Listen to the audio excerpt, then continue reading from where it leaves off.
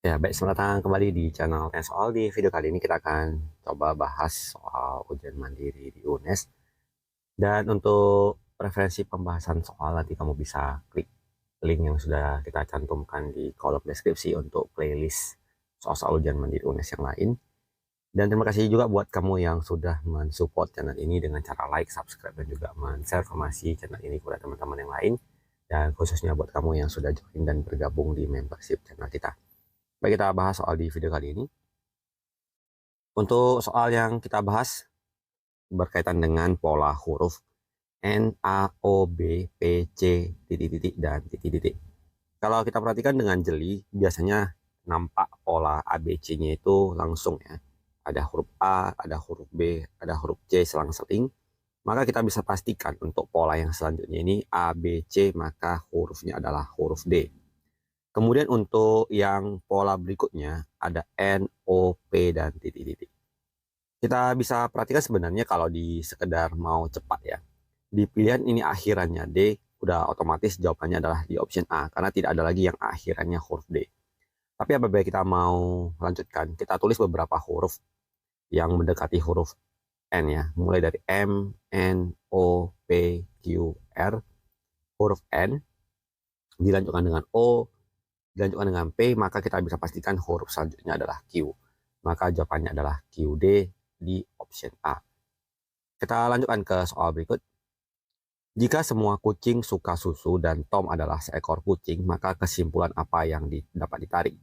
Berarti untuk soal ini kita gunakan jika P maka Q dan P terjadi, apa kesimpulannya? Jadi apabila disyaratkan sesuatu untuk bisa terjadinya Q dan syaratnya dipenuhi, maka jawabannya adalah Q. Kalau kita perhatikan, semua kucing suka susu, kemudian Tom adalah seekor kucing, berarti Tom itu adalah mewakili bagian dari kucing tersebut, maka kita bisa simpulkan bahwa Tom suka susu. Jadi jawabannya adalah yang di option A. Kita lihat soal berikutnya. Semua burung bisa terbang. Sebagian hewan yang bisa terbang adalah burung.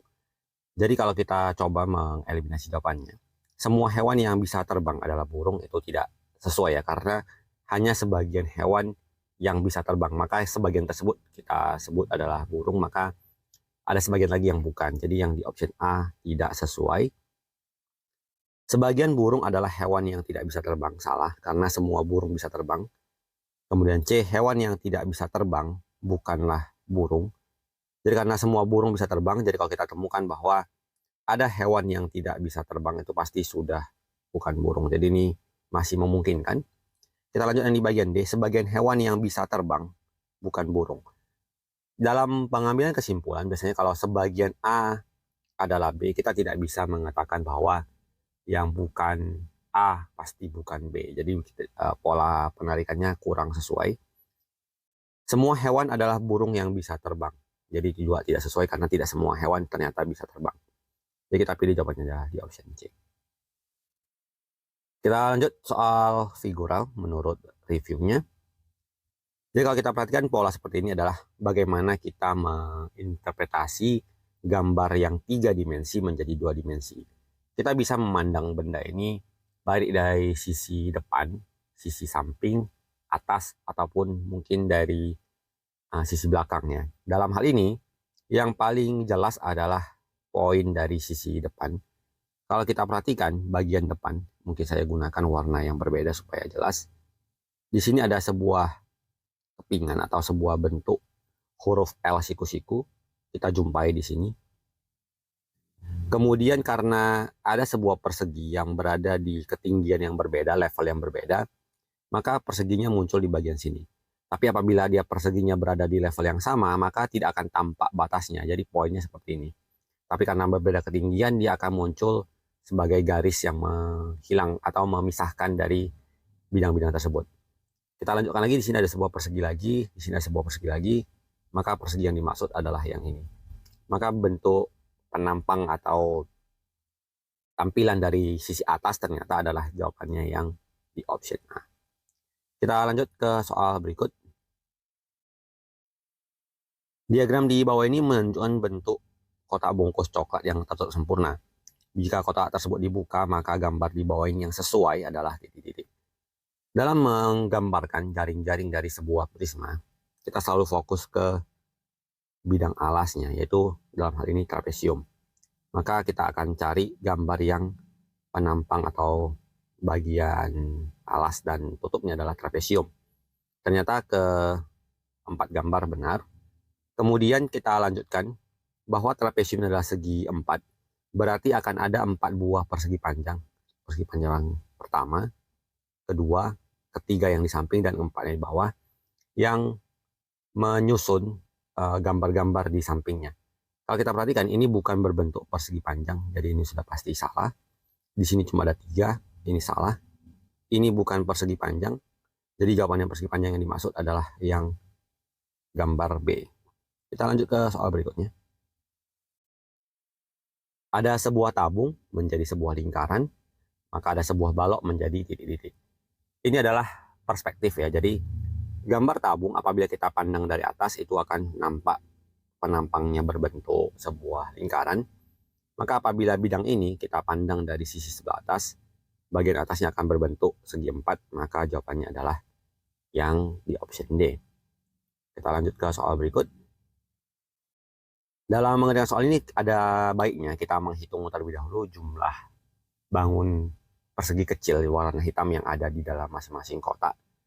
Yang di gambar pertama ada 9 buah, 3, 4, 5, 6, 7, 5. Kalau kita perhatikan polanya, berkurang 2, berkurang 2, maka kita akan coba asumsikan bahwa ini juga berkurang 2, sehingga menyisakan 3 buah kotak berwarna hitam. Di sini 4, 6, 3, kemudian 8, dan 1. Maka jawabannya 3 adalah yang di option C. Kita lanjut ke soal nomor 20. Kalau model soalnya seperti ini tanpa keterangan, itu adalah mencari gambar berbeda. Ini juga kita coba tuliskan jumlah dari masing-masing gambarnya. Di sini 5 dan 3, 2 dan 5, 3 dan 4, 1 dan 6, 4 dan 3. Pertama, apabila kita mengasumsikan bahwa seandainya gambar yang di atas harus lebih banyak dibandingkan gambar yang di bawah, maka ada 2 gambar yang sama, yaitu gambar A dan E di atas lebih banyak daripada yang bawah, sementara jawaban B, C, D yang di atas lebih sedikit. Jadi jumlah atas dan bawah tidak bisa dijadikan jawaban, karena kalau kita anggap jumlah yang atas harus lebih banyak, ada 3 jawaban yang salah. Tapi apabila kita anggap bahwa jumlah yang di atas harus lebih sedikit, jawaban A dan E menjadi salah. Jadi kalau begitu kita coba alternatif yang berikutnya adalah menjumlahkan total gambarnya. Jadi sini 8 jumlahnya, ini 7, ini 7, ini 7, ini 7. Nah, kalau sudah seperti ini, kita perhatikan bahwa ternyata ada satu yang memiliki jumlah yang berbeda dibandingkan teman-temannya. Di gambar A jumlahnya 8, sementara B, C, D, E jumlahnya 7. Maka gambar A ini memiliki jumlah yang berbeda dibandingkan dengan teman-temannya. Kita coba lanjutkan lagi ke model soal berikutnya. Pada setiap soal terdapat 5 kata. Pilihlah satu kata yang tidak memiliki kesamaan karakteristik dengan 4 kata lainnya. Biologi, anatomi, fisiologi, genetika, imunologi. Jadi yang di soal nomor 1 ini berhubungan dengan kata umum dan kata khusus. Kata umum itu memiliki tingkatan yang lebih tinggi dibandingkan kata khusus. Jadi dalam hal ini biologi adalah kata umum.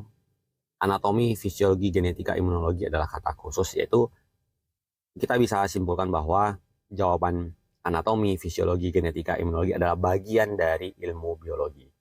Jadi kata biologi berbeda posisinya atau memiliki perbedaan makna dengan kata-kata yang lain. Kita lanjut ke soal nomor 2. Risau, tegar, takut, cemas, khawatir.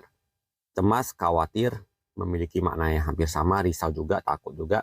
Tegar justru bermaknanya lebih positif ya. Jadi kita bisa simpulkan jawaban tegar memiliki makna yang berbeda dibandingkan keempat kata yang lain.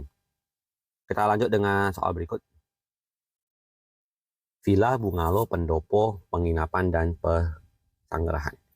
Kalau kita perhatikan ini tentu kata kuncinya adalah berkaitan dengan tempat tinggal ya, atau tempat berteduh gitu ya. Jadi kalau kita ambil makna-makna kata yang berkaitan dengan kata-kata tersebut, villa dan bungalow memiliki makna yang hampir mirip. Penginapan juga berarti udah jelas tempat menginap. Persanggarahan bisa kita artikan sebagai bangunan peristirahatan. Jadi kalau kita pilih, jawaban yang paling berbeda adalah pendopo. Kalau kita cari makna dari kata pendopo itu sendiri, adalah sebagai suatu bangunan yang hanya digunakan khususnya untuk menerima tamu. Jadi bukan untuk menginap atau tempat tinggal. Jadi kita pilih jawabannya adalah yang di option C. Kita lanjut dengan soal berikut, pranata, tradisi, kultur, kuno, adat. Jadi yang sama maknanya, pranata, tradisi, kultur, dan adat memiliki makna yang hampir sama, maka kuno adalah jawaban kata yang berbeda. Kita lanjut ke soal berikutnya, lokal, teritorial, nasional, regional, internasional. Jadi kalau kita bahas ini adalah cakupan suatu wilayah. Jadi kalau lokal berarti di daerah setempat, nasional dalam ruang lingkup satu negara, regional berada dalam satu kawasan, internasional berarti satu wilayah dunia ini. Sementara teritorial itu sendiri berarti lebih cenderung ke wilayahnya, apakah wilayah darat, air, ataupun wilayah udara. Jadi kita memilih teritorial sebagai kata yang memiliki makna yang berbeda dibandingkan kata-kata yang lain. Demikian pembahasan soal untuk kesempatan kali ini. Semoga bisa diikuti dan dipahami. Semoga bermanfaat. Sampai jumpa di video selanjutnya.